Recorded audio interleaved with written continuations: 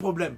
Quand est-ce que nous sommes devenus minorité puisque nous étions les premiers hommes les plus nombreux sur la terre? Comment tu peux m'expliquer rationnellement notre passage de majorité à minorité sans génocide? On a été décimés par quelle catastrophe naturelle?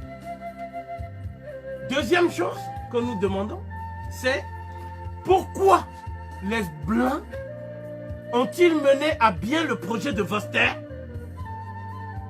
en Nouvelle-Zélande, en Australie, dans une certaine mesure en Nouvelle-Calédonie, en Tasmanie, dans toutes ces régions? Il y avait des êtres humains dans la forêt de l'Amazonie.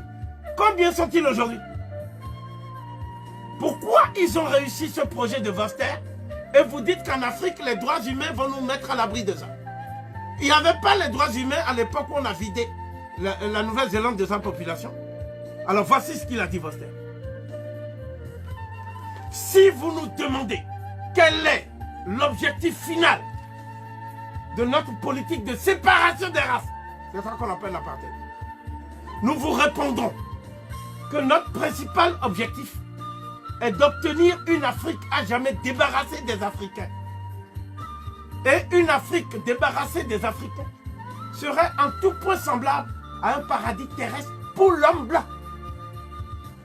Donc s'il dit ça, et que après que moi j'ai dit ça, des journalistes qui m'ont porté la contradiction sur des plateaux de télévision, comme Antoine Glaser et son compère Stephen Smith, viennent d'écrire un livre intitulé L'Afrique sans les Africains, en reprenant le titre de ce que j'ai dit.